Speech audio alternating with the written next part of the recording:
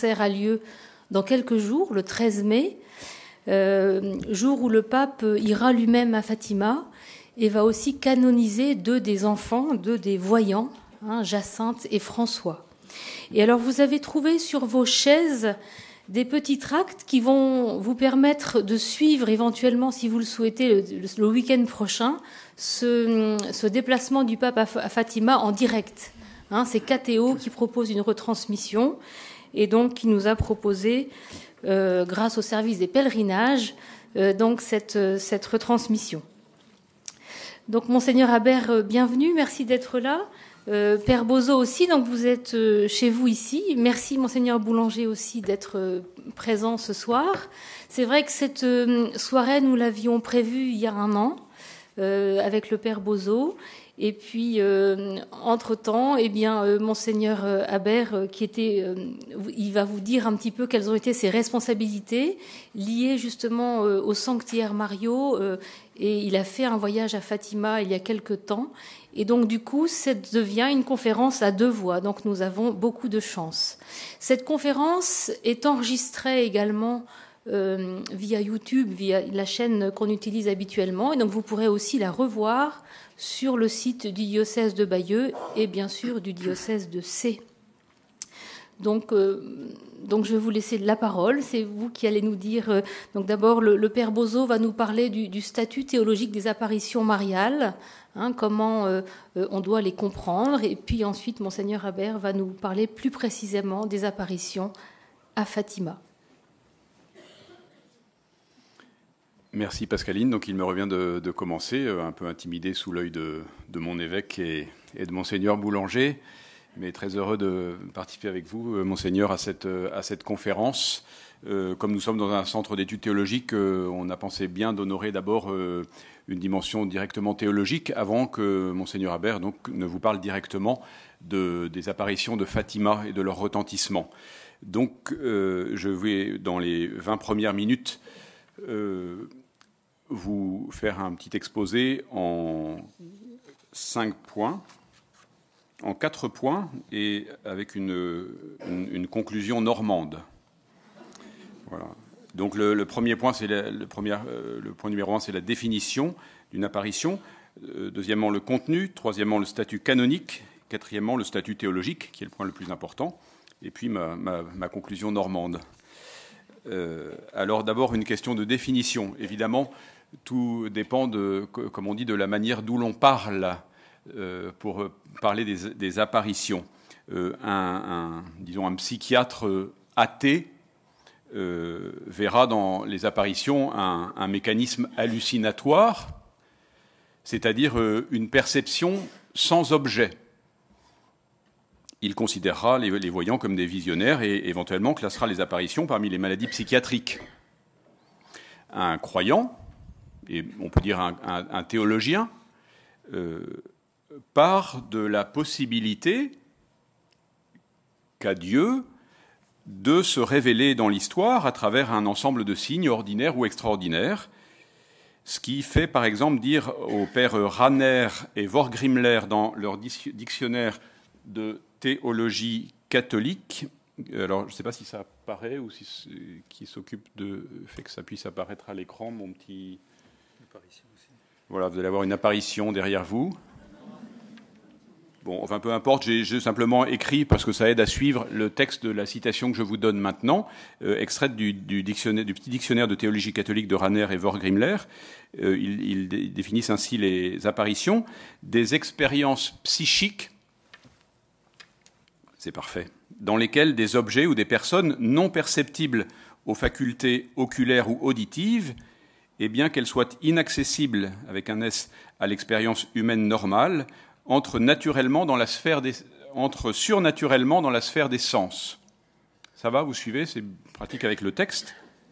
Alors, ce qui est important, c'est que dans le phénomène de l'apparition, une réalité qui, en soi, est en dehors du champ de l'expérience sensible normale, est perçue par le voyant sur le mode de la connaissance sensible.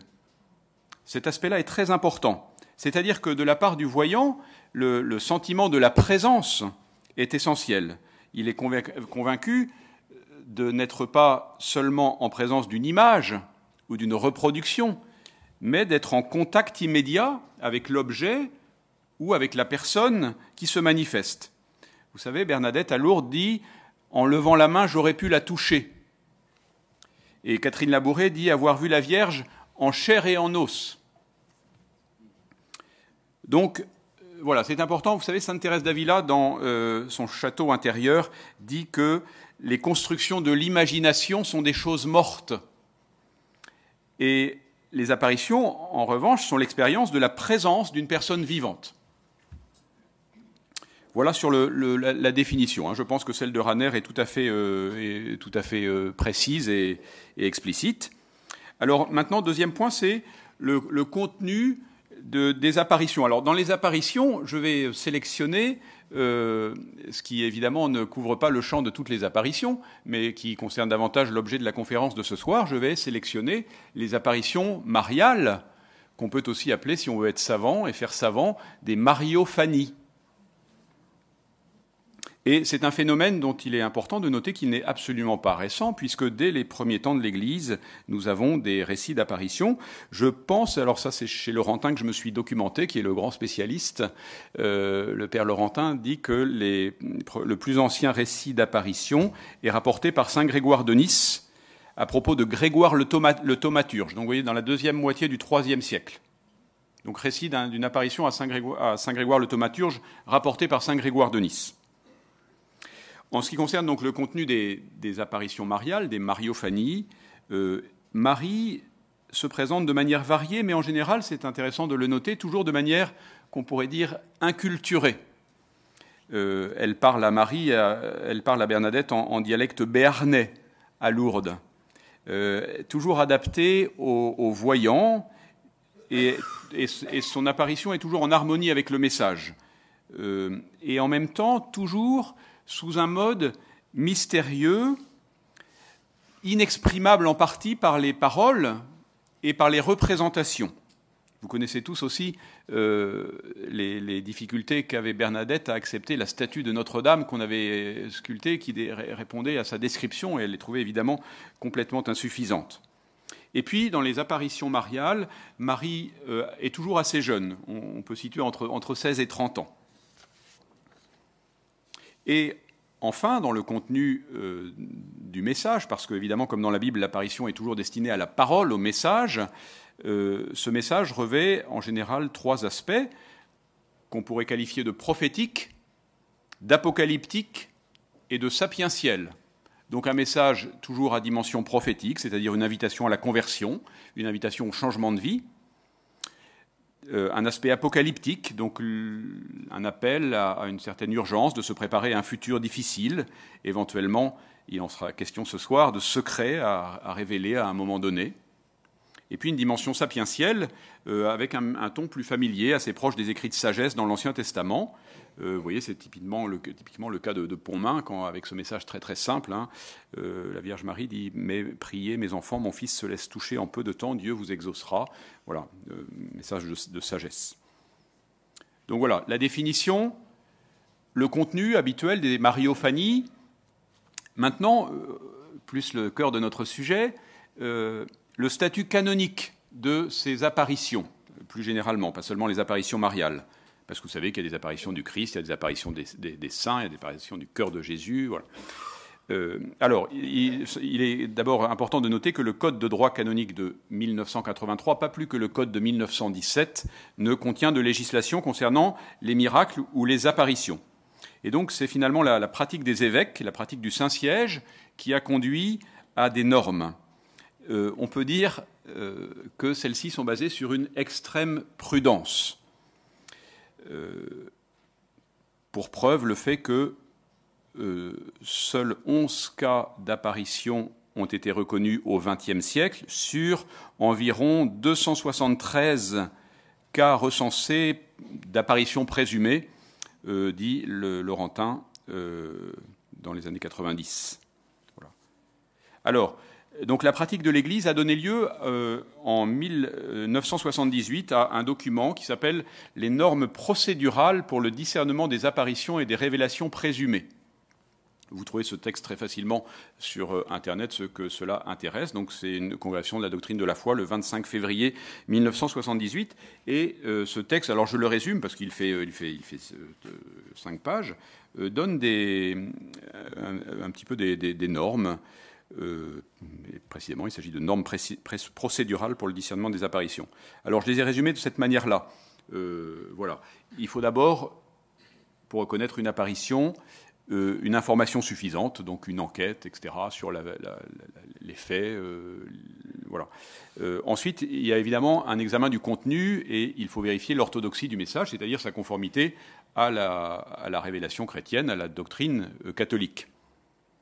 Ensuite, il faut ce que j'ai appelé la transparence chez les voyants, c'est-à-dire qu'il faut vérifier que les voyants n'accaparent pas pour eux et n'attirent pas à eux, évidemment, mais renvoient à Dieu, aux frères, à l'Église, au monde, plus qu'à eux-mêmes.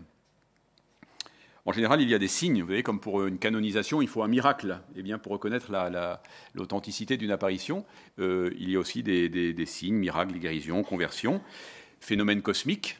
Il en est question à Fatima, il en est question à Pontmain. Voilà. Alors évidemment, vérification de la santé des voyants, vérifier qu'il ne s'agit pas d'un mécanisme hallucinatoire. Et puis, les fruits de ces apparitions. C'est un critère décisif parce que c'est un critère, dit le texte, qui est donné par Jésus lui-même. Vous savez, c'est un arbre qu'on reconnaît ses fruits.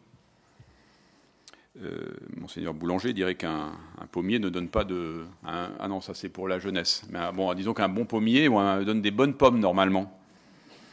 Voilà, donc le fruit décisif, c'est le fruit de la sainteté. Et puis, évidemment, il y faut aussi le jugement de l'Église. Alors, je ne m'attarde pas dans les détails ici pour savoir qui doit statuer à quel endroit, mais normalement, le jugement de l'Église revient à l'ordinaire du lieu, donc à l'évêque. De temps en temps, on peut faire appel à la conférence des évêques si le rayonnement des apparitions dépasse la frontière d'un diocèse.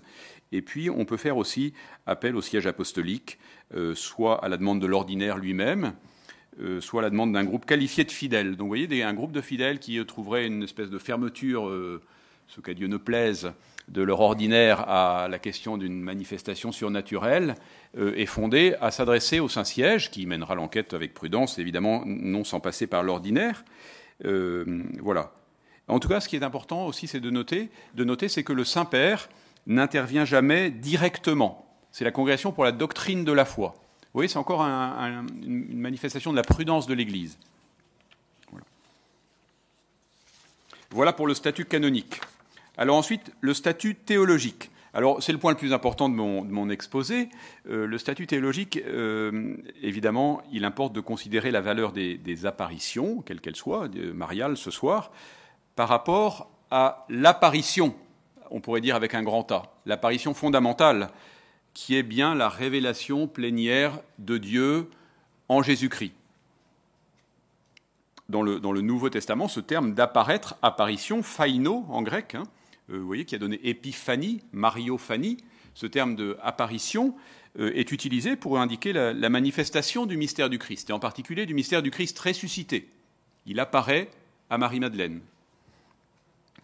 Voilà, donc ce mot apparaître, phaino, ce verbe concerne les apparitions du Christ, en particulier du Christ ressuscité. Et donc, avec le Christ se clôt, c'est important, cela se clôt la révélation de Dieu au monde, puisque en Jésus-Christ, nous avons le sommet de cette révélation, la révélation définitive du visage de Dieu, ce qui fait dire au Père conciliaire du Concile Vatican II, dans Dei Verbum au numéro 4, qui est la constitution dogmatique sur la révélation et sa transmission, l'économie chrétienne, vous l'avez sous les yeux, l'économie chrétienne étant l'alliance nouvelle et définitive, ne passera donc jamais, et aucune nouvelle révélation publique n'est dès lors à attendre avant la manifestation glorieuse de notre Seigneur Jésus-Christ. Alors ce qui importe ici, c'est le mot de révélation publique, les apparitions étant considérées comme des révélations privées. Alors, ce petit passage de Dei Verbum exclut de fait toute révélation qui viendrait ou qui prétendrait ajouter du nouveau, quelque chose de nouveau qui ne serait pas encore contenu dans la révélation que nous avons dans le Christ. Donc ça, c'est le point fort, vous voyez, qu'il faut bien retenir. Tout nous est dit en Jésus-Christ. Cependant, si Dieu s'est manifesté dans l'histoire, dans la première alliance, qui s'est manifesté en plénitude dans le Christ, évidemment, nous n'allons pas, nous, pauvres humains, lui interdire de continuer de se manifester, de continuer de se révéler. Et donc, cette possibilité est ouverte. Donc, évidemment, comme vous le dit Dei Verbum, non pas pour révéler autre chose, mais pour actualiser, on pourrait dire, la révélation. Le Père Laurentin dit que ce sont des révélations explicatives et prophétiques. Donc, vous voyez, non pas une nouveauté objective qui serait apportée, mais une manière de nous aider à tirer du trésor de la révélation plénière en Jésus-Christ tout ce qu'elle peut nous dire, de nous aider à l'exprimer pleinement. Et alors, on voit très bien aussi que dans le Nouveau Testament, les apparitions à Étienne, en ce moment, dans le temps pascal, nous lisons les Actes des Apôtres, les apparitions à Étienne, à Pierre, à Paul, l'actualisation de la prophétie de Joël, du prophète Joël, vous savez, dans le grand discours de Pierre, dans les Actes des Apôtres, qui se réalise à la Pentecôte, « J'enverrai mon esprit sur toute personne, vos fils et vos filles prophétiseront, vos fils auront des visions. » Donc, vous voyez, il est clair que dans ces passages des Actes, les apparitions ont droit de citer dans l'Église. Alors, on pourrait dire sur un plan spirituel, il reste que Jésus explique qu'une foi basée sur les miracles et les visions est une foi imparfaite. Vous savez, Jésus dit, si vous ne voyez pas des signes et des prodiges, vous ne croirez donc pas. Il fait ce reproche à ses disciples. Si vous ne voyez pas des signes et des prodiges, vous ne croirez donc pas. Donc pour une foi profonde, la parole de Jésus suffit. Bienheureux ceux qui croient sans avoir vu. Et donc les chrétiens, s'ils accueillent avec gratitude les visions, les révélations comme autant de dons de Dieu, pourtant cheminent dans la foi et non dans la claire vision. Et donc il faut qu'ils acceptent cette espèce de nudité de la foi, on pourrait dire. J'aime bien cette pensée de Pascal qui dit « Jésus a fait des miracles pour être reconnu, il a cessé d'en faire pour être aimé. » On pourrait adapter aux apparitions. Voilà. Alors de temps en temps, Jésus, Dieu, par l'intercession, par l'intermédiaire de Marie ou des saints, veut se faire reconnaître parce qu'on l'oublie, par exemple.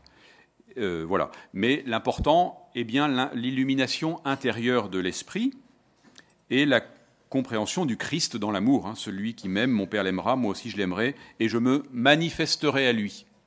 Voilà la vraie apparition. Alors, en prenant ces considérations théologiques en compte, l'Église a exprimé une position classique par la bouche du pape Benoît XIV au XVIIIe siècle, que voici. À de telles révélations. Donc, il s'agit d'un petit texte sur, la béatification. Mais donc, sur le procès de béatification, il traite à ce moment-là de la question des apparitions, des visions qu'ont pu avoir ceux pour qui il y a un procès de béatification en cours. Donc, le pape Benoît XIV dit « À de telles révélations, même si elles sont approuvées par l'autorité compétente, nous ne devons ni ne pouvons donner un assentiment de foi catholique, mais seulement de foi humaine, selon les règles de la prudence, qui discernent si les dites révélations sont probables et pleinement crédibles. Par conséquent, on peut, sans mettre en cause l'intégrité de la foi catholique, ne pas accorder foi à ces révélations et s'en tenir à l'écart, pourvu que ce soit avec modestie, pour des raisons motivées et sans intention de nuire. » Donc il faut que ce soit dans ces conditions-là qu'on se tienne à l'écart, mais on peut être un bon catholique sans accorder de crédit, de foi, à des apparitions, à des révélations privées. Alors vous voyez que cette position assez basse du pape Benoît XIV situe vraiment les apparitions dans un contexte assez neutre, au cœur de l'histoire humaine, mais donc en dehors de l'histoire du salut proprement dite, et donc en dehors de ce qu'on appelle la fide divina, la foi divine. Alors on pourrait dire que cette position de Benoît XIV a été, dans les derniers temps, plutôt un peu réévaluée, revue à la hausse. Le Saint-Siège, par exemple, en ce qui concerne les apparitions de Lourdes et de Fatima, ne s'est pas contenté d'autoriser à croire à ces apparitions, mais les a recommandées positivement aux fidèles. Et des théologiens comme Suarez à la fin du 19e ou comme Rahner au milieu du 20e siècle ont mis en avant vraiment à sujet des apparitions le fait que si à Dieu qui révèle, comme dit saint Paul, si à Dieu qui révèle est due l'obéissance de la foi, on ne voit pas pourquoi une révélation privée ne s'imposerait pas à la foi de ceux qui en ont eu connaissance et qui admettent avoir suffisamment de certitude qu'elle vient de Dieu. Donc, vous voyez, une petite réévaluation de cette position un petit peu sévère de Benoît XIV, avec évidemment toujours en tête, en lien avec ce que je viens de vous dire précédemment, que toujours nous sommes conduits à nous rappeler ce que, dans le document sur l'unité des chrétiens, Unitatis Redintegratio du Concile Vatican II, ce que les pères conciliaires appellent la hiérarchie des vérités. Voilà. Et donc, dans cette hiérarchie, les apparitions ne sont pas à la première place, qui est réservée à l'événement du Christ. C'est lui qui est à la première place. Unique médiateur, révélateur du Père, mais donc elles sont dans cette hiérarchie des vérités, les apparitions contenues dans l'événement du Christ, et donc elles doivent aider à y conduire le peuple de Dieu à une période donnée de l'histoire. Et vous voyez, c'est là le point d'insistance, c'est que les révélations, elles sont conjoncturelles. Dieu sait ce qu'il fait, la Sainte Vierge aussi, et donc s'il apparaît à Lourdes, à Fatima, à Borin, ou à Pontmain, à telle époque, ce n'est pas par hasard. Et donc, il s'agit d'un signe extraordinaire que le Seigneur donne pour encourager, pour rassurer, pour relancer, pour aider les fidèles à croire. Alors, les apparitions mariales, vous voyez, illustrent la fonction de Marie dans la continuité totale avec les données de la Bible, qui constitue la mariophanie fondamentale. La mariophanie fondamentale, c'est la mariophanie biblique. Et donc, Marie, dans les apparitions, apparaît toujours dans son rôle de mère de Jésus. Elle se présente toujours comme une personne vivante, lumineuse, glorifiée, l'Assomption, s'intéressant au sort du monde.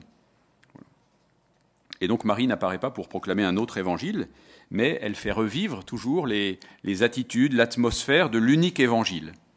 Elle rappelle les exigences évangéliques, la prière, la pénitence.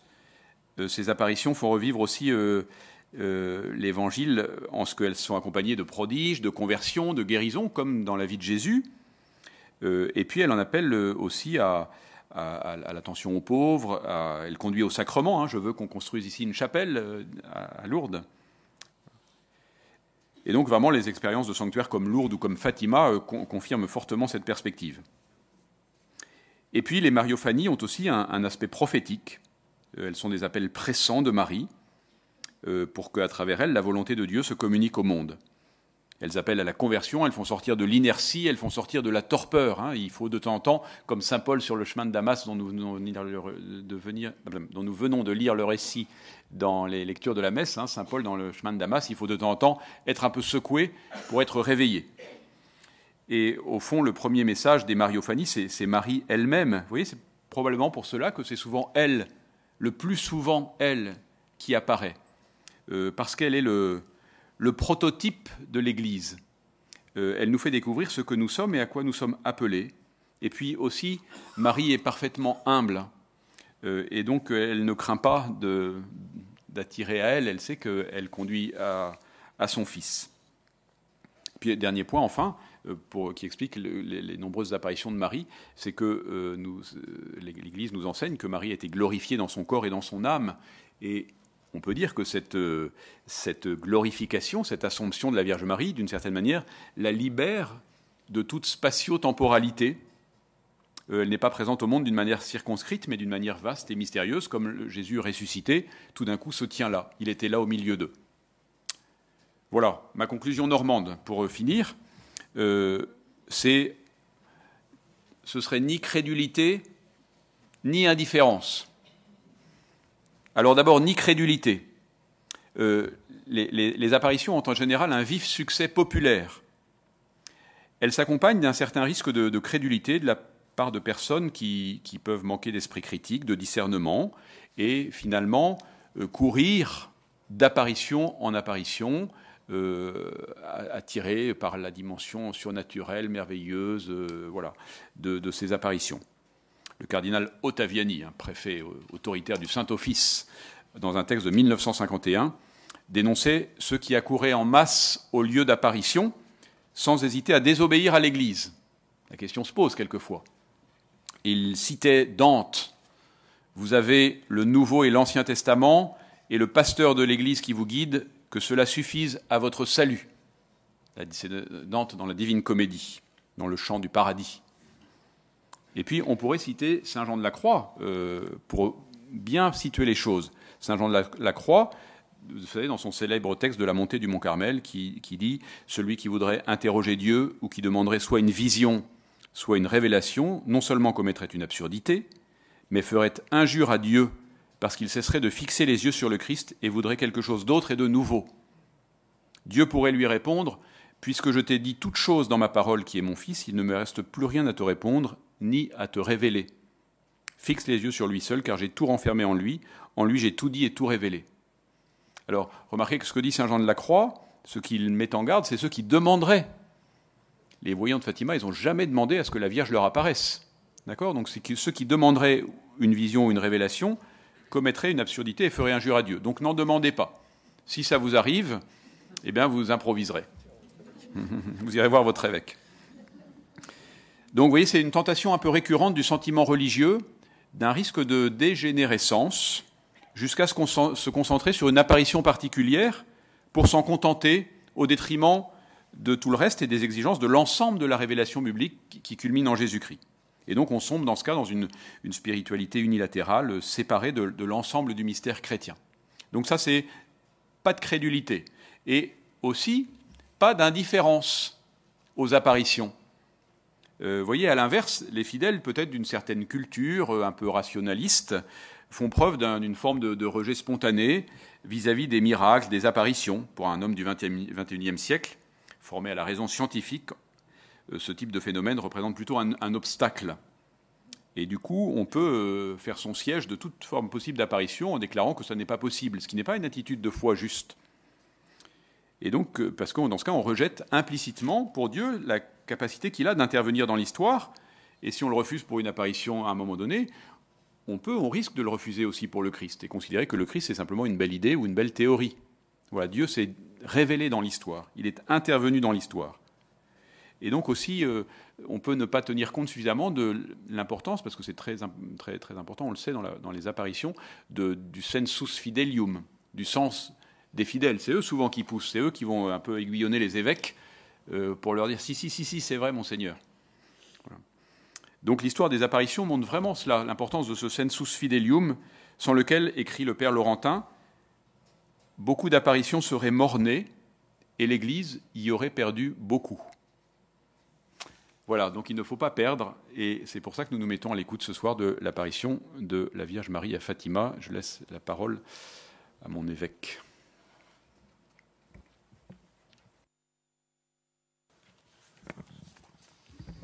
Voilà, merci Père Pierre-Antoine. C'est un préalable très important, une introduction qui était nécessaire de faire avant d'aborder maintenant effectivement le sujet même des apparitions de Fatima.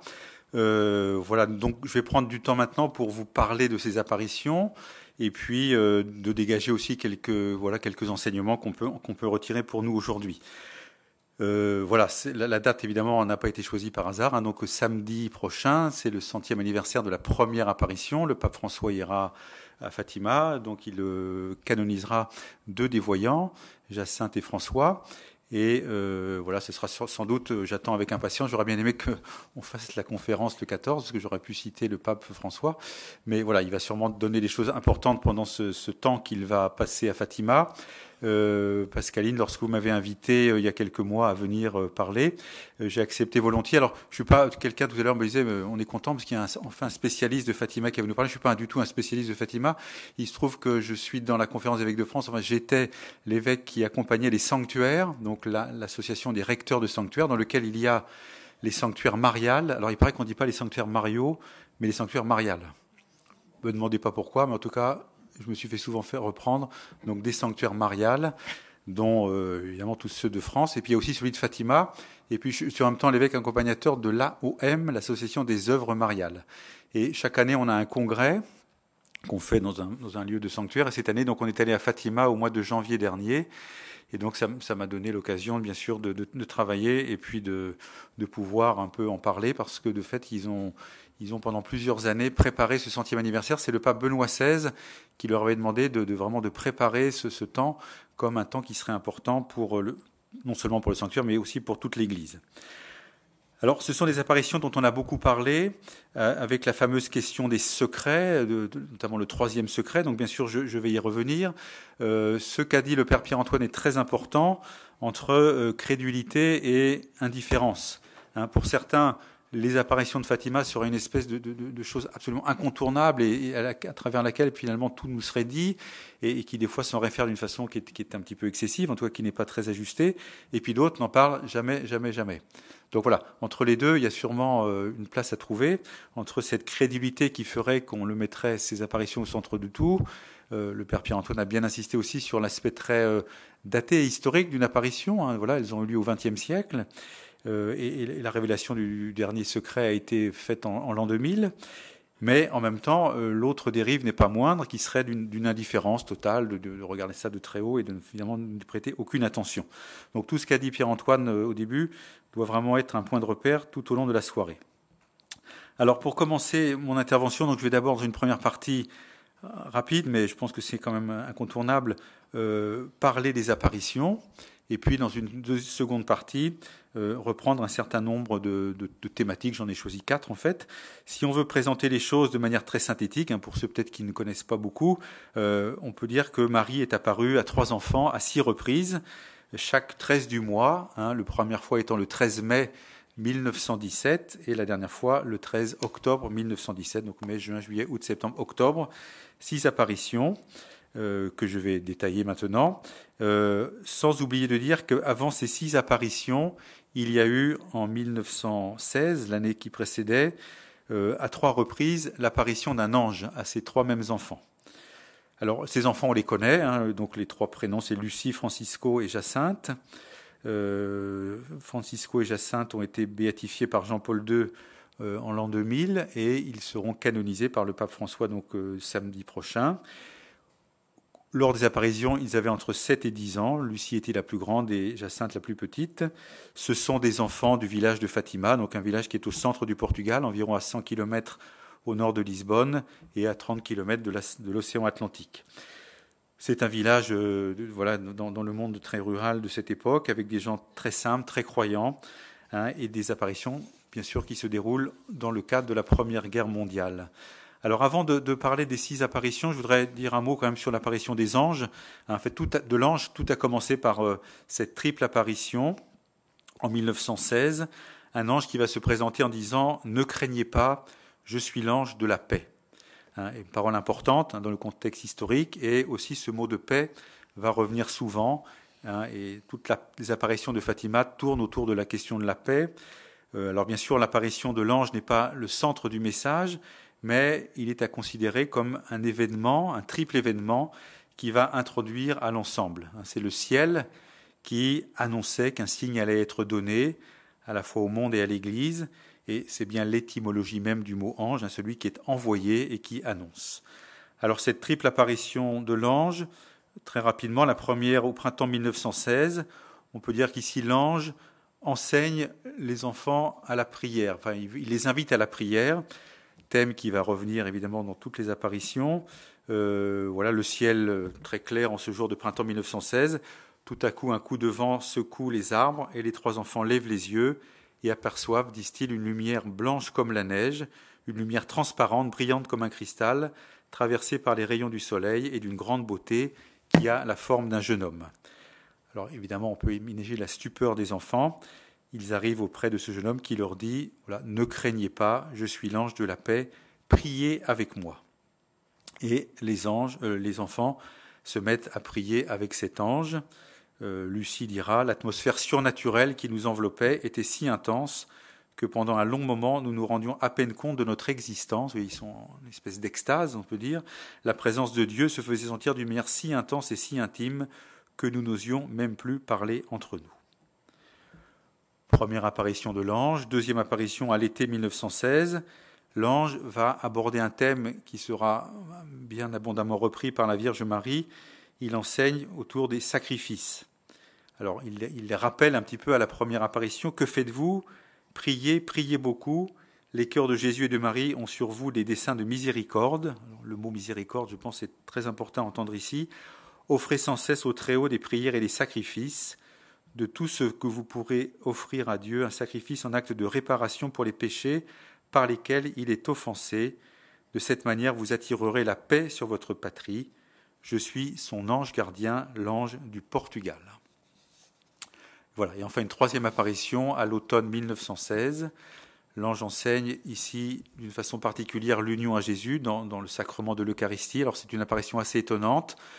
Les trois bergers sont à genoux, le visage contre terre. Ils répètent la prière que l'ange leur a donnée.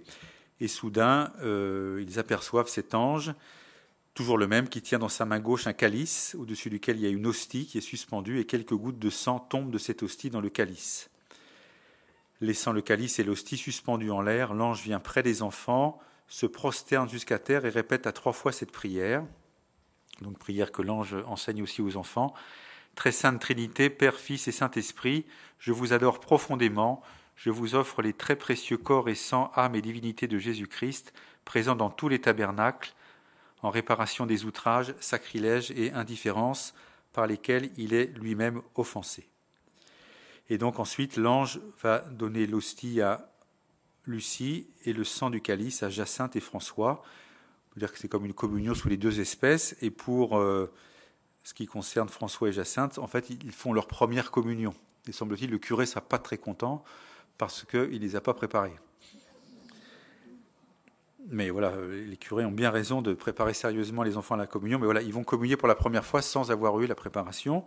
Et Lucie dira, au cours de ces jours-là, la paix et la joie que nous ressentions étaient grandes, mais seulement intérieures. Notre âme était complètement concentrée en Dieu. Voilà, apparition étonnante, donc cette troisième apparition, comme une première communion que les enfants reçoivent de la main même d'un ange. Alors voilà, je ne vais pas aller beaucoup plus loin sur ce premier phénomène, très important, parce qu'il introduit qu'un ange soit présent, bien sûr, nous révèle à la fois la grandeur de Dieu, c'est ce que signifient les anges, qui sont le signe que Dieu est plus grand que ce que nous pouvons imaginer, plus grand que le monde visible, créateur du monde visible et invisible. Et puis aussi ces anges qui, nous signifiant la grandeur de Dieu, nous indiquent aussi sa providence, sa proximité et sa compassion. Lucie, quand elle parlera des apparitions de l'ange, dira « Ces paroles étaient comme une lumière qui nous faisait comprendre ce qu'est Dieu, combien il nous aime et veut être aimé de nous. » Alors les enfants ne parleront pas de ces 3 apparitions au début, mais on comprend, nous qui connaissons l'histoire, qu'elle les préparait en quelque sorte à ce qui devait advenir quelques mois plus tard. Si vous avez la chance, et tout à l'heure on en parlera, d'aller à Fatima pendant cette année jubilaire, eh bien il y a tout un chemin qui a été préparé par le sanctuaire où il y a les 2 lieux où l'ange est apparu, ces 2 lieux différents, qui sont vraiment dans un lieu très très très paisible, avec des statues qui évoquent ces 3 apparitions.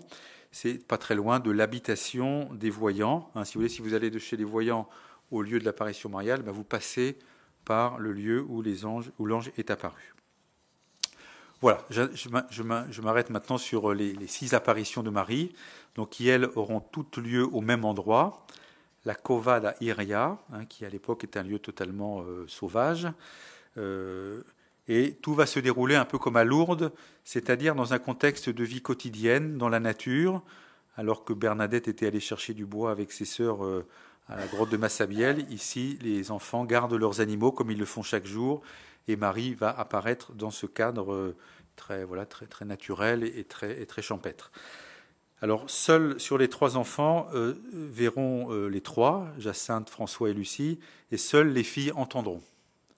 François, lui, n'entendra pas, mais il verra. Alors, je reprends rapidement les 6 apparitions. La première, donc le 13 mai 1917, c'est un dimanche. Les enfants font paître le troupeau.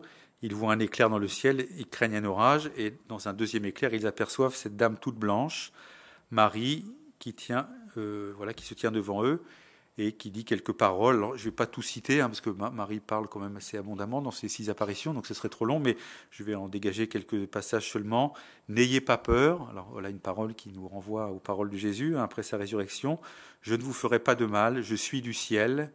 Je suis venu vous demander de venir ici pendant 6 mois de suite, le 13 à cette même heure. Ensuite, je vous dirai qui je suis, ce que je veux.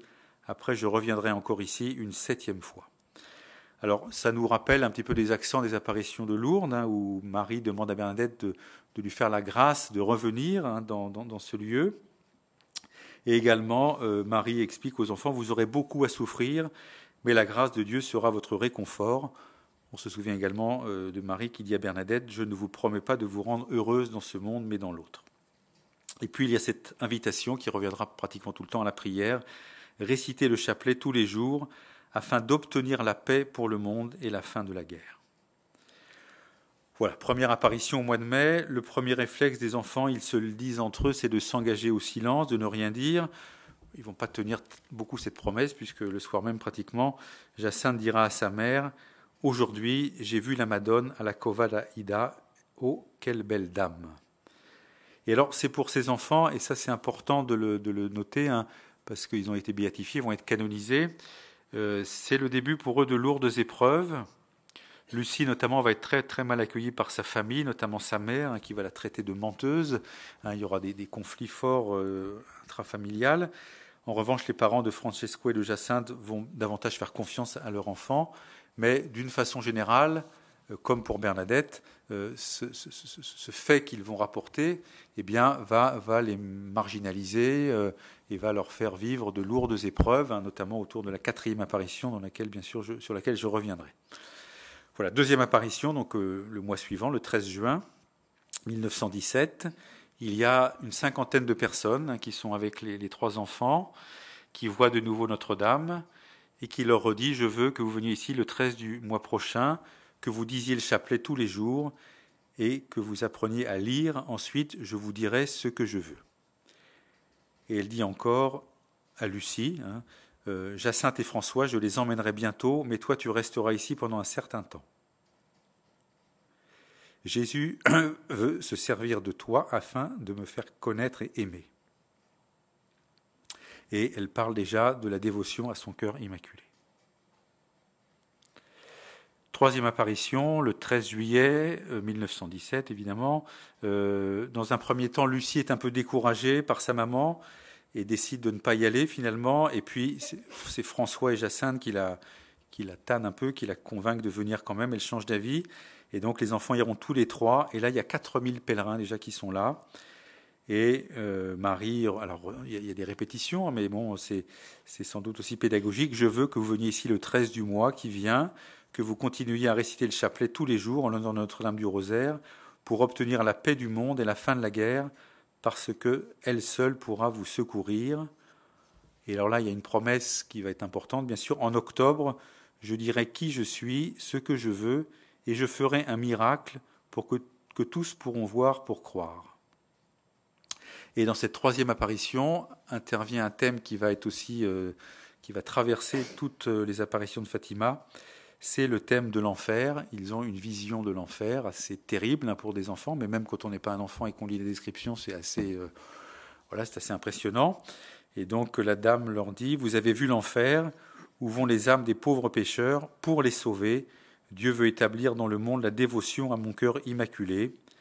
Si l'on fait ce que je vais vous dire, beaucoup d'âmes se sauveront, on aura la paix, la guerre va finir.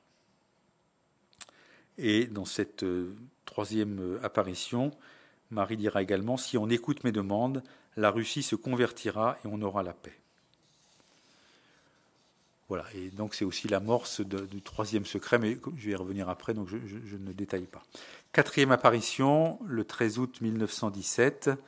Alors, une apparition particulière, parce que là, le 13 août, les enfants vont être empêchés d'aller sur le lieu. C'est le préfet et les autorités qui vraiment voient un très très mauvais œil se développer ce pèlerinage, l'agitation qui en découle. Alors là, on est en plein dans le climat de Lourdes, où ce que dit Bernadette quand même trouble un peu l'ordre public. Et le préfet, celui qu'on appelle le préfet, propose de conduire les enfants sur le lieu des apparitions. mais finalement, il les emmène dans un lieu comme un interrogatoire pour les interroger et les emprisonner. Et il va les menacer d'être plongés dans l'huile bouillante. Donc c'est des enfants, et donc ils imaginent que ce que dit le monsieur est vrai, quoi. Et donc aucun ne fait défaut de redire ce qu'il a vu, quoi. Alors c'est très poignant, parce qu'on voit le préfet qui c'est un peu inouï comme violence par rapport à des enfants qui testent un petit peu leur courage, et il en enlève une en disant voilà, tu vas être plongé dans l'huile bouillante, les deux autres restent, bon voilà, tu vas aller dans l'huile bouillante, et voilà, en fait, bien sûr, il ne les met pas dans l'huile bouillante, il les met dans une salle à côté, mais les enfants pensent que c'est vrai, quoi. Et donc, voilà, ce qui fait qu'ils ne seront pas présents ce 13 août 1917. Et les personnes, elles, qui ne sont pas au courant, bien sûr, de cette arrestation arbitraire, sont présentes. Il y a 18 000 personnes qui sont présentes. Et voilà, ils ne seront pas libérés le jour même. Ils verront Notre-Dame sur un autre lieu, mais d'une apparition qui est un peu particulière, même si peut-être que Marie est apparue dans le lieu, mais sans les voyants qui pouvaient seuls la voir. En tout cas, elle leur dira au mois d'août « Je veux que vous continuiez à aller à la Cova d'Aieria, le 13, que vous continuiez à réciter le chapelet tous les jours. Le dernier mois, je ferai du miracle afin que tous croient. » Et intervient ici une question voilà, qui semble un peu périphérique, mais qui me semble moins intéressante. Il pose la question, mais qu'est-ce qu'il faut faire de l'argent qu'on nous donne ?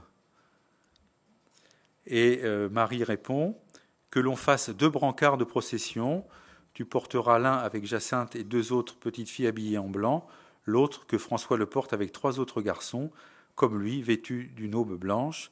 Ce sera pour la fête de Notre-Dame du Rosaire, ce qui restera sera pour aider à construire une chapelle que l'on fera faire en ce lieu. Et donc, évidemment, quand il y a les anniversaires, les apparitions, le 13 de chaque mois, enfin du mois de mai au mois d'octobre, eh bien, évidemment, le sanctuaire reprend cette demande de Marie avec ces 2 brancards de procession. 5e apparition, donc avant-dernière, le 13 septembre 1917. Là, il y a 25 000 personnes. Vous imaginez, c'est un petit village, Fatima, évidemment, il y a quelques centaines de personnes. Et là, bon, voilà, chose anecdotique, mais qui nous montre que le concret de ces apparitions, ces 25 000 personnes vont causer des dégâts considérables sur les terres sur lesquelles les enfants faisaient paître le troupeau. Et donc, voilà, ça va créer encore un peu plus de conflits avec les parents. Lucie elle-même ne pouvant plus assumer cette tâche qu'elle avait reçue de ses parents, parce qu'elle est tellement interrogée et sollicitée. Et là, les enfants récitent le chapelet avec la foule. Ils voient de nouveau apparaître Notre-Dame, qui les invite toujours à continuer à prier, qui leur redit ce qu'ils doivent faire de l'argent. Et les témoins de la scène aperçoivent comme une pluie de fleurs qui tombe sur cet endroit. Voilà, et puis on arrive à la 6e et dernière apparition, donc le 13 octobre 1917. Cette apparition dont on parle souvent, parce que justement Marie avait promis un signe éclatant pour que tous croient, un signe qui serait donné dans le ciel. Donc à ce sujet, on parle donc du miracle du soleil. Comment ça va se dérouler ? Là, il y a 70 000 personnes qui sont présentes, et la presse, et les journaux, et voilà, c'est très très médiatisé. Alors il n'y a pas encore... vous imaginez aujourd'hui s'il y avait ça, ce serait extraordinaire, on aurait des gros plans, tout ça. Là, c'est quand même pas à ce point-là, mais il y a quand même tous les journaux qui sont là. Et il tombe des trompes d'eau pendant toute la journée. C'est vraiment c'est gadouilleux. Les gens sont trempés. Et la foule est à genoux et prie le chapelet. Et Notre-Dame dit à Lucie, « Je veux te dire que l'on fasse ici une chapelle en mon honneur. Je suis Notre-Dame du Rosaire. » Donc elle avait dit, « Je révélerai mon identité. » Comme elle avait dit à Bernadette, « Je suis l'Immaculée Conception. » Que l'on continue toujours à réciter le chapelet tous les jours. La guerre va finir. Et les militaires rentreront bientôt chez eux. Donc, similitude avec Lourdes, similitude aussi avec Pontmain, qui annonçait la fin de la guerre contre les Prussiens. Et après ce dialogue, où donc Marie redit ces choses, eh bien, le miracle promis arrive. Notre-Dame ouvre les mains, elle fait refléter sur elle le soleil, la pluie s'arrête instantanément, et toute la foule voit le soleil trembler, tourner sur lui-même, et paraître se précipiter sur la terre en lançant des rayons de lumière. Donc vous imaginez l'affolement, les cris, les espèces de stupeur qui va durer une dizaine de minutes peut-être. Et après, ça reprendra son cours normal, mais tapez YouTube, apparition Fatima, on voit des photos, quoi. Hein. Alors, il ne s'agit pas de dire, voilà, on n'est pas dans l'ordre de la preuve, mais on est dans l'ordre d'un signe, voilà, tangible et visible qui nous est donné.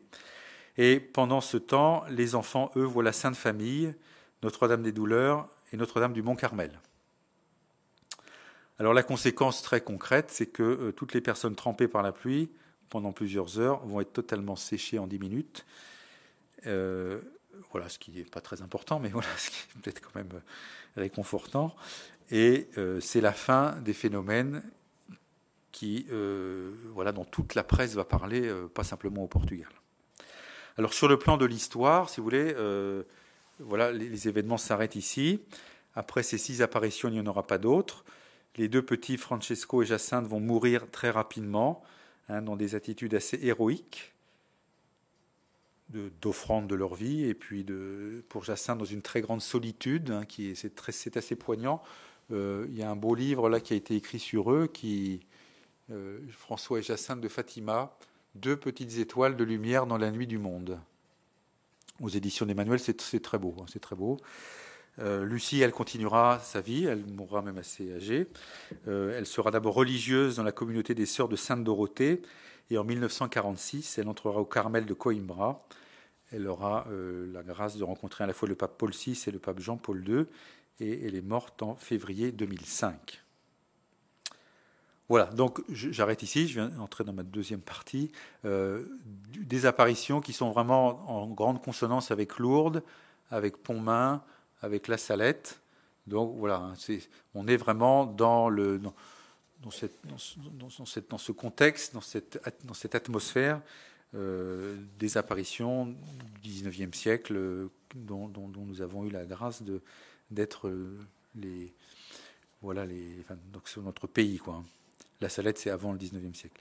Alors, ces apparitions vont faire l'objet de bien des commentaires, de bien des livres, bien des articles, de bien des controverses.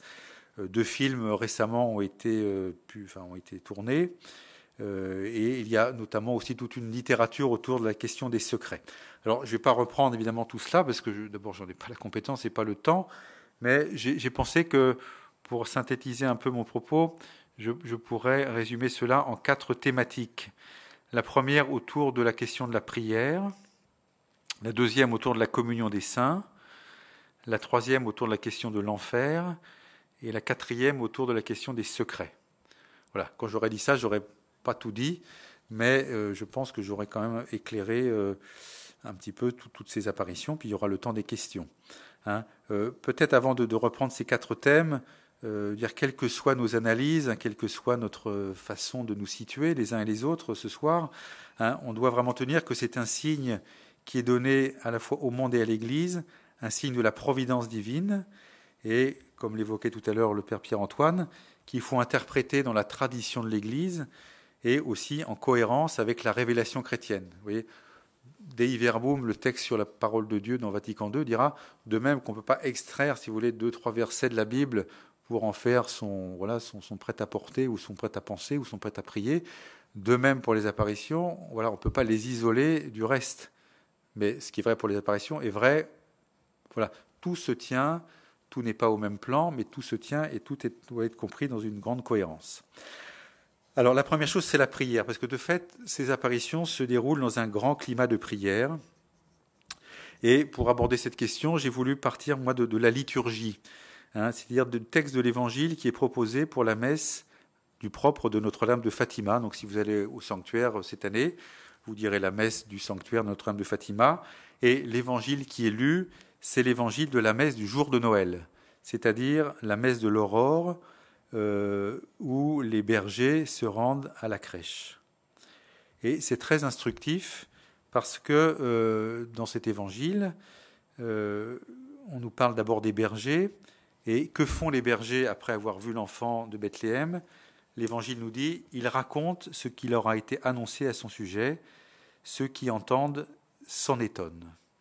Et donc là, on pense vraiment à ces 3 petits-enfants, hein, qui vont être témoins d'événements surnaturels, étonnants, extraordinaires. Et qu'est-ce qu'ils vont faire ? Eh bien, ils vont raconter ce qu'ils ont vu.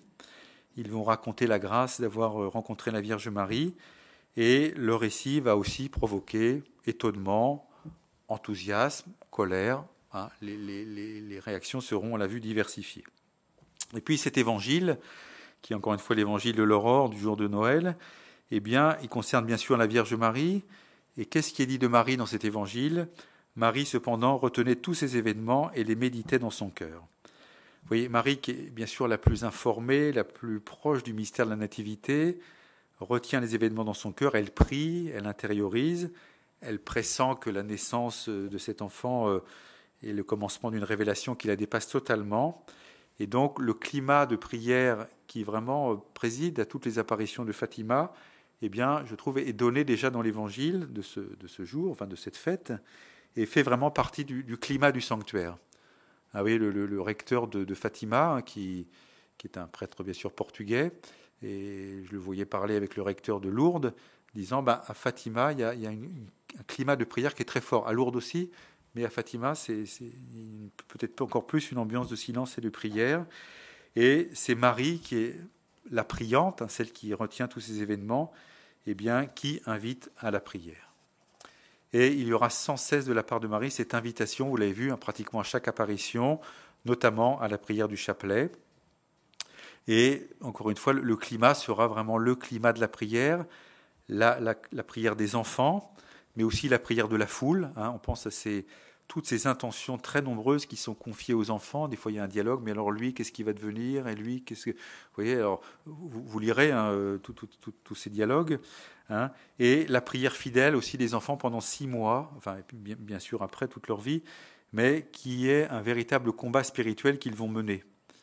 Hein. Et donc, moi, je pourrais vraiment dire que le premier message de Fatima, c'est celui de la prière, une prière fidèle, une prière persévérante, une prière alors que tout humainement est compromis. Et là, on est vraiment dans la logique de Pontmain, hein, prier pour la paix alors que la guerre est partout. Parce que cette prière à Fatima est associée à la prière pour la paix. Marie est à Fatima priée comme reine de la paix. Hein, et c'est dans un climat de guerre, de la Première Guerre mondiale, qu'elle va hélas annoncer des situations de guerre, la Deuxième Guerre mondiale, et aussi des guerres fratricides à l'intérieur d'un même pays, à travers tous les ravages du communisme. Alors là aussi, je trouve que sur cette prière de la paix, on peut rejoindre la première apparition de l'ange, les 3 premières apparitions de l'ange, hein, parce que qu'est-ce qu'on chante dans le Gloire à Dieu chaque dimanche ? Gloire à Dieu au plus haut des cieux et paix sur la terre aux hommes qu'il aime. Vous voyez, les anges, dont une des missions est de louer Dieu, de le glorifier, eh bien, nous disent aussi et paix sur la terre. Et donc, relions ces 2 propositions, que si nous rendons gloire à Dieu, eh bien, nous favorisons la paix sur la terre. C'est important de redire ça aujourd'hui, dans une société où on pense précisément le contraire, que la religion est facteur de division et de guerre. C'est un refrain qu'on entend. Osons dire, au nom même de ces apparitions à Fatima, qu'une foi authentique en Dieu, qui consiste à le glorifier, fait en même temps de nous des artisans de paix. Voilà, les apparitions de Fatima, donc, me semble-t-il, viennent nous redire que mettre Dieu au cœur de nos vies n'est pas une évasion, n'est pas une utopie, mais nous renvoie très concrètement au combat pour la paix dans toutes ses dimensions, pour la justice, car elles sont voulues par Dieu. La deuxième chose que je voulais vous dire, après ce premier temps sur la prière, c'est tout ce qui tourne autour de la communion des saints. Alors voilà, ce qui est vraiment marquant dans les apparitions à Fatima, c'est quand même toute la thématique de la souffrance. Et c'est peut-être une des raisons pour laquelle finalement on a un peu du mal à y aller voir de plus près, parce qu'on sent qu'on va toucher un sujet brûlant qui est celui de la souffrance, qui est de fait un peu omniprésente dans toutes ces apparitions.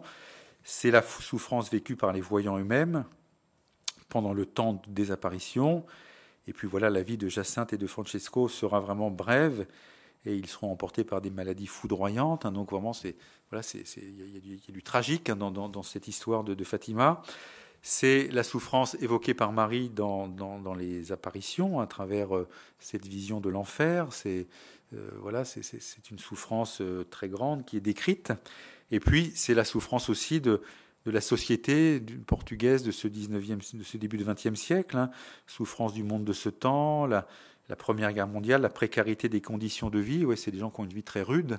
Hein, et quand la maman de Lucie gronde sa fille, on sent que c'est voilà, il y a vraiment c'est un milieu pauvre et qui se sent en même temps accablé par le fait que la petite fille ait des apparitions. Oui, on est dans un climat qui est tendu. Hein, et alors ce climat de souffrance, il est lié à la question du refus de Dieu. Pourquoi est-ce que la souffrance advient ? C'est parce que nous vivons sans Dieu. Hein, et c'est un petit peu ça aussi le grand message de Fatima. Hein, et alors, ce qui est, voilà, si on continue à creuser cette question, par rapport à cette question de la souffrance, Marie va demander aux enfants de faire des sacrifices, de prier pour les pécheurs et en quelque sorte d'être associés à cette souffrance. Alors là, notre mentalité contemporaine voilà, est un peu allergique à ce genre de choses. Hein, et de fait, on peut imaginer des dérives dans ce sens. Hein, si on insiste exclusivement sur ce type de démarche, eh bien, on peut donner naissance à un christianisme qui ne serait fait que de souffrance, que de douleur, hein, avec cette voilà, cette définition. Alors, plus je souffre et plus je suis chrétien, quoi. Hein, alors ça, c'est pas très chrétien comme définition. Oui. C'est pas plus je souffre et plus je suis chrétien, mais c'est la compréhension que la souffrance fait partie de la vie et de la vie chrétienne, qui a une valeur. Alors ça aussi, c'est un mot avec lequel on a un peu de mal, une valeur rédemptrice de la souffrance, et que si on considère la vie de Jésus, on vient de sortir de la Semaine Sainte, c'est une vie qui a traversé évidemment la question, pas seulement la question, mais la réalité de la souffrance. Alors tout ça, je le rejoins avec la question de la communion des saints. Donc c'est une question qui est complexe, hein, je ne vais pas entrer dans les détails, je vais citer ici le catéchisme de l'Église catholique, qui dit « Le moindre de nos actes, fait dans la charité, retentit au profit de tous, dans cette solidarité avec tous les hommes, vivants ou morts, qui se fonde sur la communion des saints. » Voilà, c'est un aspect important de ce que l'on dit chaque dimanche à la messe, nous croyons à la communion des saints, c'est de comprendre les liens que nous avons spirituellement les uns avec les autres, que ce soit dans le monde des morts ou des vivants, mais il y a une solidarité, une interdépendance, et dans cette compréhension, hein, qui est de l'ordre d'un acte de foi évidemment, il y a cette invitation à offrir des sacrifices pour les pécheurs. Alors, voilà, encore une fois, ça peut créer des dérives hein, un peu pathologiques, même hein, une espèce de dolorisme hein, qui ne serait pas du tout chrétien. Mais voilà, si on veut regarder de près les apparitions à Fatima, on veut pas, c'est incontournable, quoi. Alors, il y a quelques fondements scripturaires, bien sûr, là-dedans. Hein, je pense à la parole de saint Paul. Aucun ne vit pour soi-même et personne ne meurt pour soi-même. Et de fait, Marie va, en considérant ce drame du péché et de la faute et de l'enfer, eh bien, demander aux enfants de faire des offrandes. Alors voilà, c'est cette fameuse apparition du 13 mai. Voulez-vous vous offrir à Dieu pour supporter toutes les souffrances qu'il voudra vous envoyer en acte de réparation pour les péchés qui l'offensent. Voilà, hein, vous voyez, quand je dis ça, j'avale ma salive parce que je sais lire et je sais comprendre et je me dis, ben voilà, est-ce que moi-même j'ai simplement entreaperçu ce que ça pouvait vouloir dire, je ne sais pas, en tout cas, voilà, c'est ce qui est dit. Hein. Alors, je crois que ce que ça nous dit en premier, c'est d'abord la gravité et la laideur du péché. Vous voyez, le péché, c'est pas simplement un défaut. Je suis gourmand, j'ai mangé trop de je sais pas quoi. Voilà, le péché, c'est fondamentalement quelque chose de grave. Hein, et pourquoi est-ce que toujours dans l'Évangile, Jésus nous prévient contre le péché ? C'est pas pour qu'on atteigne une espèce de perfection morale un petit peu cosmétique, mais c'est parce que le péché, c'est un drame et qu'il y a une urgence de la conversion. Hein, et donc, je pense qu'à travers les apparitions à Fatima et à travers cette ouverture que donne la question de la communion des saints, eh bien, nous prenons la mesure de la gravité du péché, hein, qui peut aller, mais je vais y revenir tout de suite, jusqu'à la question de l'enfer. Et que nous devons nous montrer solidaires de ça. Vous voyez. Et alors, évidemment, la question qui se pose, c'est à quoi ça sert de faire des sacrifices ? Mais à quoi ça sert de prier ? Hein, vous voyez, à rien. Je veux dire, si on est dans l'efficacité, on n'a aucune idée de l'efficacité de notre prière, de même qu'on n'a aucune idée de l'efficacité d'un sacrifice qu'on va faire. Mais saint Paul le dit dans l'Lettre aux Corinthiens, un membre souffre-t-il, tous les membres souffrent avec lui, un membre est-il à l'honneur, tous les membres prennent part à sa joie. Et donc si on considère ce drame qu'est le péché et dans lequel certains sont totalement engloutis et submergés, eh bien, voilà, cette solidarité, peut nous induire à tel ou tel comportement d'offrande, de sacrifice. Hein, c'est ce qu'on entend tous les ans pendant le temps du carême. Hein, pénitence, prière, partage. Hein, voilà, à quoi ça sert de manger un bol de riz? À rien, ça sert. Mais si on le fait sérieusement, on est en communion avec ceux qui tous les jours manquent de nourriture, et on est en communion, et du coup on va peut-être plus partager, et on va plus être solidaires les uns envers les autres. Vous voyez, donc c'est cette solidarité à laquelle la question de la communion des saints nous rend sensibles, que les apparitions de Fatima mettent en valeur à travers cette prière pour les pécheurs. Alors qui doit aussi nous éviter de tomber dans un travers qui serait: moi qui suis pur et juste, je prie pour les pauvres pécheurs qui sont... Vous voyez, non, on est aussi dans le bain, quoi. On est aussi des pécheurs, on est aussi... à aucun moment les trois enfants ne se prennent pour des espèces d'idoles ou de gens supérieurs, et la vie de Lucie, qui sera une vie de religieuse, n'intégrera jamais cette dimension-là d'une espèce de sentiment de supériorité. Oui. Hein. Donc, de fait, c'est des concepts avec lesquels il faut être assez prudent, parce qu'ils peuvent engendrer des comportements qui ne seraient pas très chrétiens pour le coup. Mais voilà, certainement, une deuxième chose sur laquelle je voulais insister. Troisième point, c'est la question de l'enfer. Alors, de fait, là, le sujet est clairement abordé par les apparitions. Lors de la troisième apparition, les enfants ont cette vision de l'enfer. Marie leur dit: vous avez vu l'enfer, où vont les âmes des pauvres pécheurs. Pour les sauver, Dieu veut établir dans le monde la dévotion à mon cœur immaculé.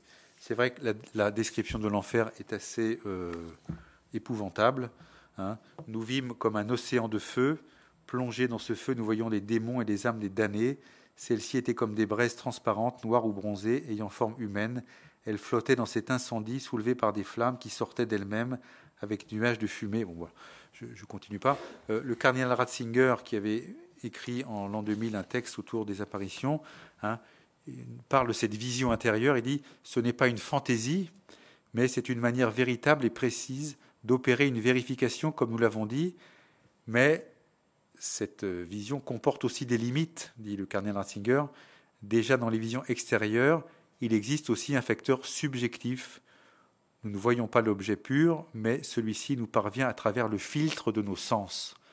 C'est-à-dire, voilà, parce que les enfants ont décrit cette réalité comme ça. Voilà, c'est des façons des enfants, au début du XXe siècle, de parler de l'enfer. Alors, voyez, cette question de l'enfer, elle est liée dans l'apparition à l'idée d'établir la dévotion à mon cœur immaculé. Et donc, c'est ce que fera le pape Jean-Paul II, d'abord en juin 81, donc quelques mois après, enfin un mois à peine après l'attentat, et surtout il le refera le 25 mars 1984. Hein, et dans un acte de consécration, il aura cette prière: Ô Marie Immaculée, aide-nous à vaincre la menace du mal qui s'enracine si facilement dans le cœur des hommes d'aujourd'hui et qui, avec ses effets incommensurables, pèse déjà sur la vie actuelle et semble fermer les voies vers l'avenir. Donc voilà, par rapport à ces forces du mal, le pape Jean-Paul II met en œuvre la demande de Marie, consacre le monde à son cœur immaculé. Face à ces forces du mal, le pape Jean-Paul II médite le livre de l'Apocalypse. Un grand signe apparut dans le ciel, une femme ayant le soleil pour manteau, la lune sous ses pieds et sur la tête une couronne de 12 étoiles.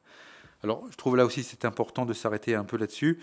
Ce signe d'une femme dans le ciel et d'un enfant, c'est un signe qui est un peu dérisoire, de même que le signe de Jésus dans l'étable de Bethléem est dérisoire par rapport aux forces du monde. Qu'est-ce qu'une femme ou un enfant face à toutes ces forces de destruction qui semblent régner sans contre-pouvoir? Qu'est-ce qu'une femme et un enfant contre les logiques de mort et de destruction qui dominent dans le cœur de beaucoup? Et donc, je pense que les apparitions de Fatima nous invitent à poser un acte de foi, de la puissance de la prière, de la puissance de la communion des saints et dans la puissance de la valeur rédemptrice aussi de la souffrance. Alors, sur la question de l'enfer, je ne vais peut-être pas m'arrêter beaucoup plus, mais j'avais prévu de vous lire un certain nombre de petits passages du catéchisme de l'Église catholique. Vous pourrez lire au numéro 1033, 1035, 1036, 1037 qui parlent de l'enfer. Voilà, j'en lis simplement le 1036. Les affirmations de la Sainte Écriture et les enseignements de l'Église au sujet de l'enfer sont un appel à la responsabilité avec laquelle l'homme doit user de sa liberté en vue de son destin éternel. Voilà, moi ce que je trouve intéressant, c'est qu'on parle de l'enfer dans les apparitions de Fatima, mais pour une seule raison, pour voir comment ne pas y entrer, quoi. Voilà, c'est-à-dire qu'il y a une espèce de paradoxe, parce qu'on dit que quand quelqu'un est en enfer, c'est définitif, et donc on nous dit, vous avez vu l'enfer où vont les pauvres âmes des pécheurs, pour les sauver, Dieu, voilà. Donc oui, l'idée, elle est hyper positive. C'est vrai qu'il y a un paradoxe dans les apparitions de Fatima, où on parle de condamnation, on parle d'enfer, on parle de châtiment, et en même temps, les apparitions ne cessent de redire l'amour de Dieu, sa profondeur, d'un Dieu qui ne peut pas se résigner à l'indifférence des hommes et qui nous prévient que vivre sans lui, c'est s'engager sur un chemin de souffrance. C'est vrai que si on a pu reprocher aux apparitions de Fatima de trop parler de l'enfer, il faut dire tout de suite que l'enfer, c'est bien ce qu'ont vécu des millions et des millions de personnes au XXe siècle dans les camps nazis ou communistes. Et là, ce n'était pas des visions, c'était le réel. Et donc voilà une illustration de ce que la folie de l'homme peut produire quand il veut vivre sans Dieu. Enfin, dernier point, les secrets.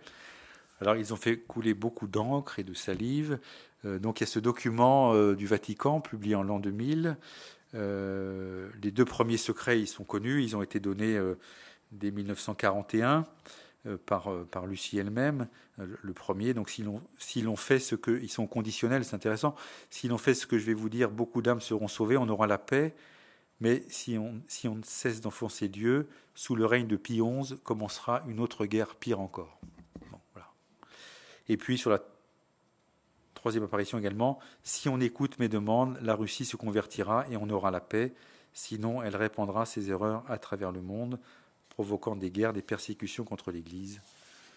Alors voilà, les deux premiers secrets, Deuxième Guerre mondiale et les ravages provoqués par le communisme. Pour le troisième secret, donc il y a toute une littérature qui existe là-dessus. Un film qui a eu un certain succès aussi l'évoque. En fait, en gros, beaucoup voudraient que ce troisième secret, ce soit l'annonce de la fin du monde, quoi. Mais voilà, le cardinal Ratzinger dit non, les gens vont être déçus parce qu'en fait, c'est pas ça. Voilà, ce troisième secret, c'est l'attentat contre le pape Jean-Paul II, donc le 13 mai 1981, donc justement un 13 mai. Alors voilà, il faut que j'aille vite parce qu'il faut quand même laisser un peu de place à des questions. Je voudrais simplement lire un petit passage du cardinal Sodano, parce que finalement, quand on lit le texte, c'est pas marqué le pape est assassiné, place Saint-Pierre.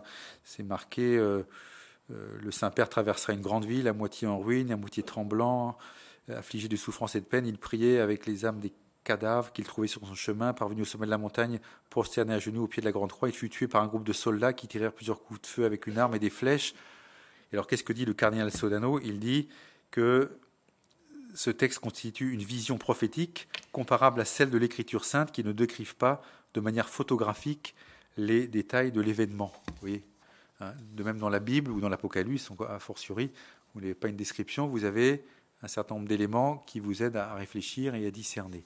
Et donc, voilà, le texte de l'an 2000 estime que ce qui s'est passé le 13 mai 81, et puis les événements ultérieurs en 1989, la chute du mur de Berlin, signait ce qu'était ce troisième secret, tout en disant, et je trouve que c'est très, très important, bien sûr, de l'entendre, cependant, dans d'autres parties du monde, les attaques contre l'Église et contre les chrétiens accompagnés du poids de souffrance n'ont malheureusement pas encore cessé. Il y aura aussi un petit texte du cardinal Berton, mais là je ne vais pas le lire. Disons que le pape Jean-Paul II a accompli la demande de Marie le 25 mars 84, place Saint-Pierre. On a demandé à Lucie, qui a dit oui, cela a été fait comme Notre-Dame l'avait demandé. Et je conclus en citant une phrase du cardinal Ratzinger donc dans ce texte où il écrit. Il y a trois cardinaux qui écrivent, il y a Ratzinger, Sodano et Berton. Et Ratzinger écrit, après un entretien qu'il avait eu avec Sœur Lucie, elle m'a affirmé qu'il lui apparaissait toujours plus clairement que le but de toutes ces apparitions a été de nous faire croître toujours plus dans la foi, l'espérance et la charité. Voilà. Et il me semble que, voilà, c'est pour ça que je serai très attentif à ce que va dire le pape François, mais on ne peut pas dire que le début du XXIe siècle soit pour nous source d'une grande espérance et d'un grand optimisme, et que 100 ans après, évidemment, tout va mieux. Hein. Voilà, donc je me dis qu'il y a une grande actualité encore dans ce message de Fatima. Hein, mais voilà, j'aime bien cette conclusion sur laquelle je termine, hein, qui nous dit que ces apparitions ont pour but de nous faire croître toujours plus dans la foi, l'espérance et la charité. Voilà, j'ai un peu raccourci, mais de fait, il est moins 10. Donc,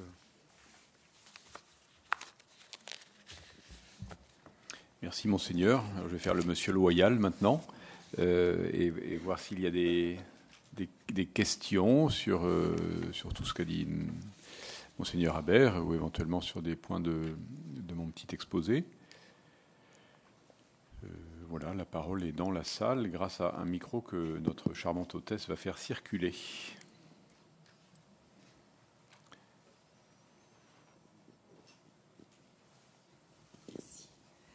Monseigneur, j'ai bien aimé votre conclusion en disant que ça nous ferait grandir dans la foi, l'espérance et la charité.